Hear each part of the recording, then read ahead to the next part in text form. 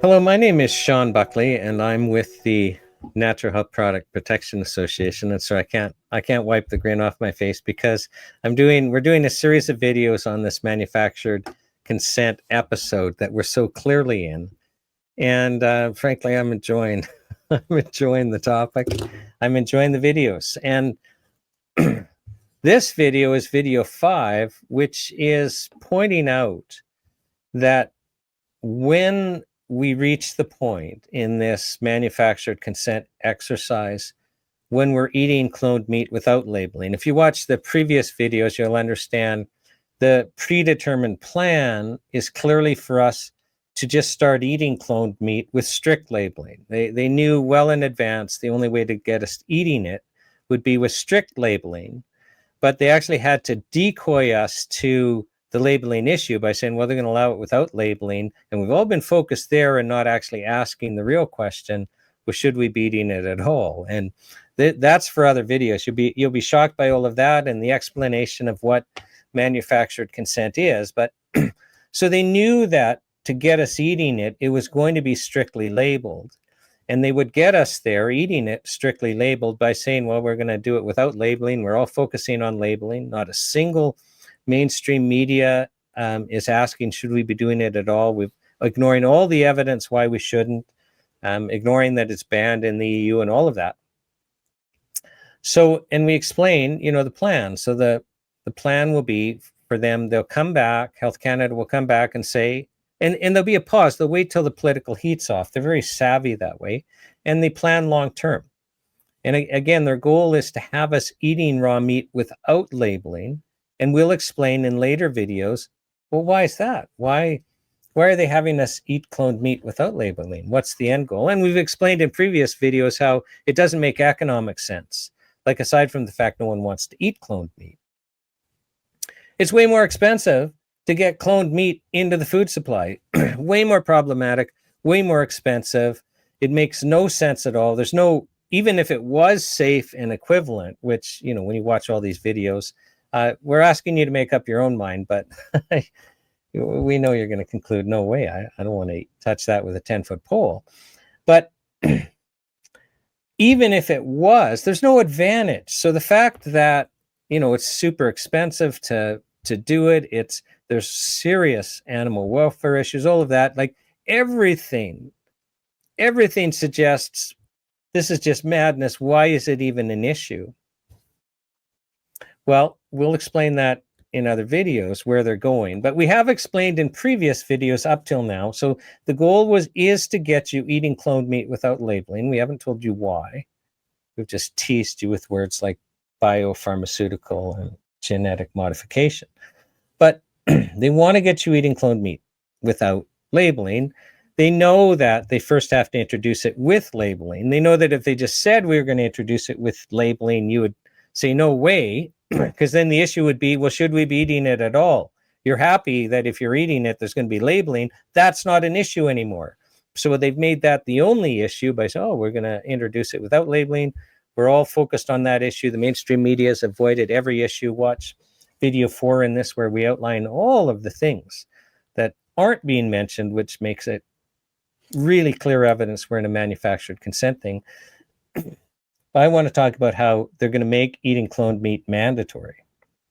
So the goal is, let's introduce it with labeling, and we'll accept that because we go, oh my gosh, we won. First time ever any of us can remember where the government listened.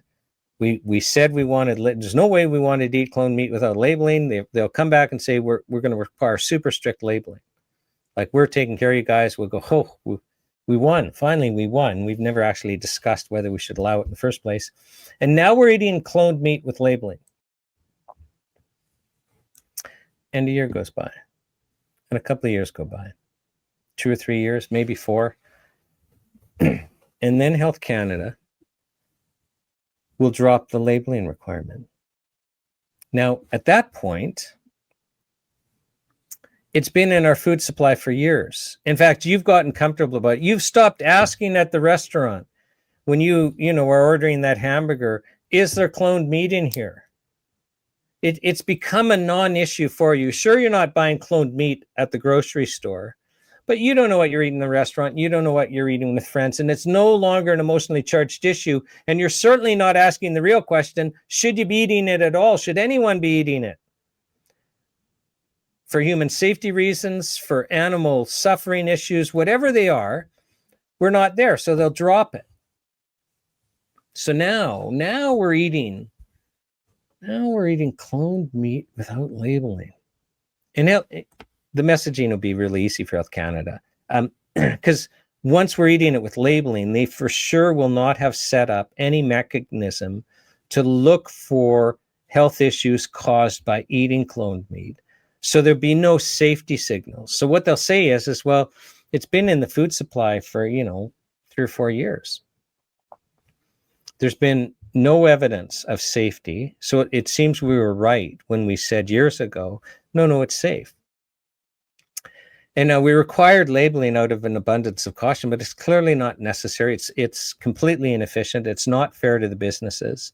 It causes problems. It literally, I mean, they'll turn it around and say things even like it causes consumer confusion because it's all equivalent anyway. And now the consumer's thinking it's not equivalent and that's not fair and it's not helpful and they'll drop it. And even if you personally are concerned and you don't want to eat cloned meat, it doesn't matter. There won't be the political will. It won't be a big issue anymore. How can it be? Because the door's been wedged open. And now it's just being opened a little wider. Like, who cares? The door's already open, right?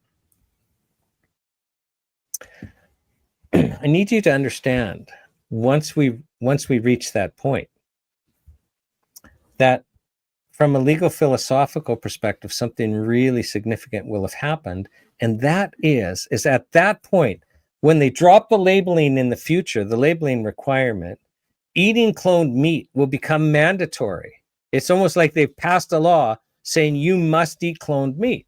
And this is how this works is, people like me at that point for sure will want to continue to not eat cloned meat. For sure.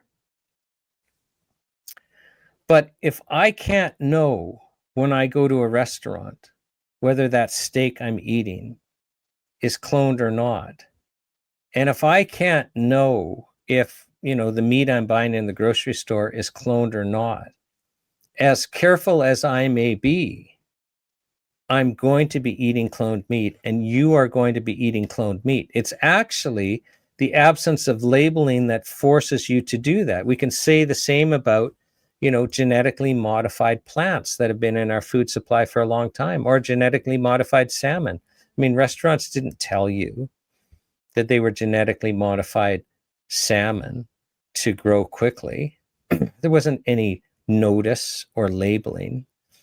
And without notice or labeling, it's involuntary unless you're going to become a vegetarian. So the purpose of this video is just to help you understand or to get you thinking about the fact that when the government is introducing things into the food supply without labeling, whether you support it or don't support it, unless you're able to avoid that food group altogether, and very few of us, are willing or able to avoid meat,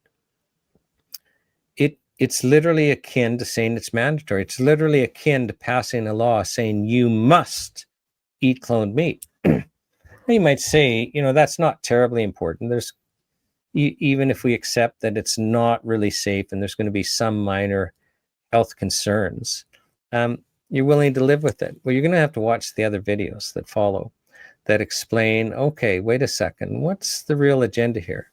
And I'm going to save that for other videos, but I will tease you. I've already said biopharmaceutical and genetic modification. You're going to be shocked. You're going to be shocked, and this is a concern, and we have to band together and stop this. So watch the other videos. We're going to enjoy doing them on this end, and hopefully you're going to enjoy watching them. But you need to learn.